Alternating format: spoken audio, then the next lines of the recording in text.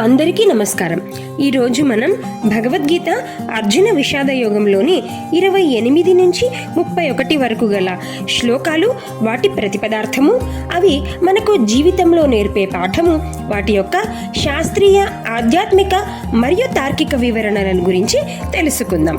28వ శ్లోకము: కృపయా పరయావిష్టో విషీదన్నిదమబ్రవీత్ దృష్ట్వేమం స్వజనం కృష్ణ యేయుత్సం సముపస్థితం.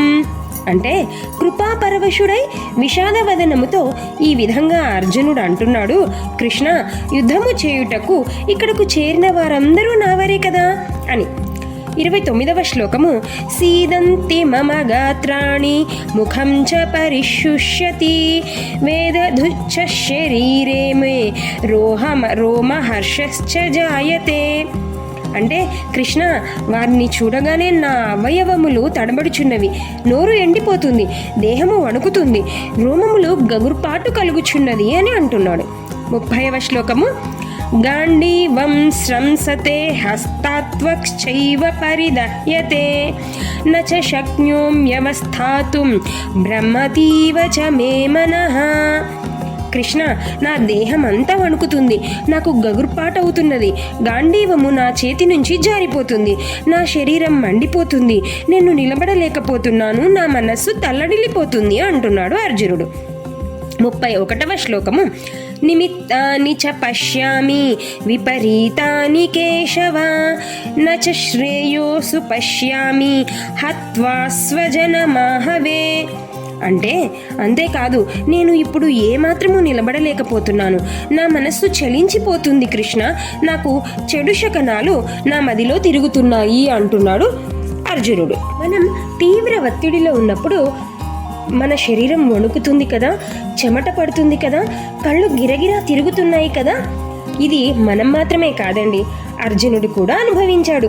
మరి అర్జునుడు ఏం చేశాడు చూద్దాం. మరి మనం ఇప్పుడు ఈ 28, 29, 30, 31 శ్లోకాలు మనకి తెలిపే శాస్త్రీయ విశ్లేషణ ఏంటో చూద్దాం.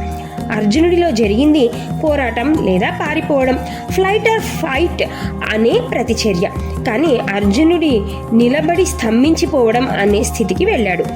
అడ్రినలిన్ అతిగా విడుదలై నాడీ వ్యవస్థ దెబ్బతిని రక్త ప్రసరణ గుండె వైపు మళ్ళీ చేతిలోని పట్టు తగ్గి గాంధీవం జారిపోతుందే అని విలవిలలాడుతున్నాడు అర్జునుడు.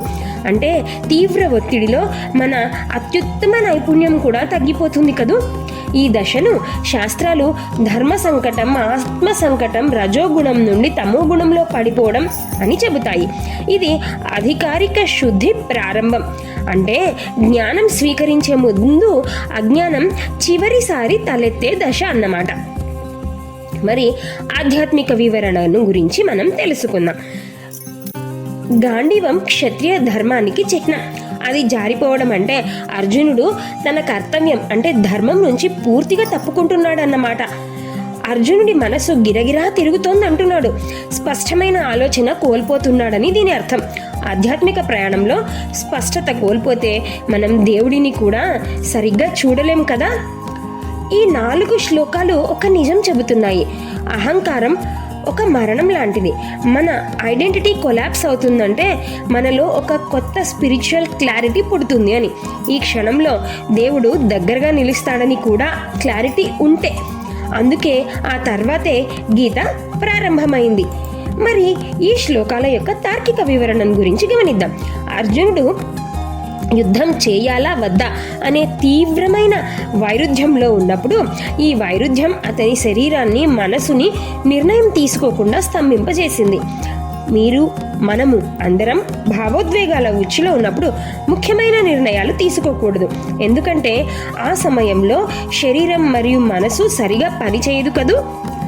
అలాగే మోడర్న్ సైకాలజీ చెబుతుంది, emotional flooding, identity crisis, cognitive overload, ego dissolution అంటే మనసు ఓవర్లోడ్ అయ్యి షట్ డౌన్ అవుతుందని.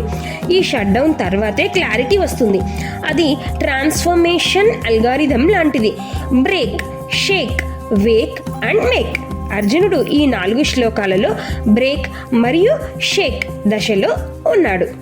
ఒక విద్యార్థి పరీక్షకు బాగా సిద్ధమయ్యాడు. కానీ పరీక్ష హాలులో అకస్మాత్తుగా చేతులు వణకడం, ఏమీ గుర్తుకు రాకపోవడం జరిగింది.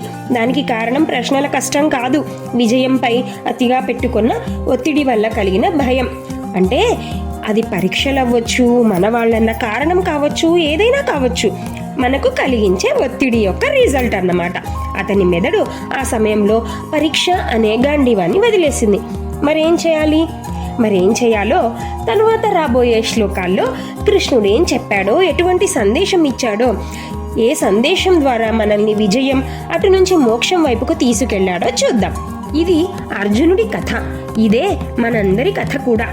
కాబట్టి మనం అనుకుందాం, నా ఒత్తిడి నా శరీరం ద్వారా కూడా మాట్లాడుతుంది. నేను ఆ సంకేతాలను వింటాను. ఆందోళన ఉన్నప్పుడు నేను ఎటువంటి పెద్ద నిర్ణయాలు తీసుకోను అని అనుకోండి. మీ జీవితంలో మీ గాంధీవం ఎప్పుడు జారిపోయిందో గుర్తించండి. మరియు మీ గాంధీవాన్ని చేపట్టడానికి కృష్ణుడు ఏం సందేశం ఇచ్చాడో ఖచ్చితంగా చూద్దాం. ఈ రోజు నుంచి మీ శరీరం చెప్పే నిజాన్ని వినడం మొదలు పెట్టండి. మీ విషయంలో మీరు ఏ దశలో ఉన్నారు కామెంట్లో రాయండి. వెంటనే కృష్ణుడి సందేశం వింటూ మీరు వేక్ నుంచి మేక్ దశకు అడుగేయండి. శ్రీకృష్ణార్పణమస్తు.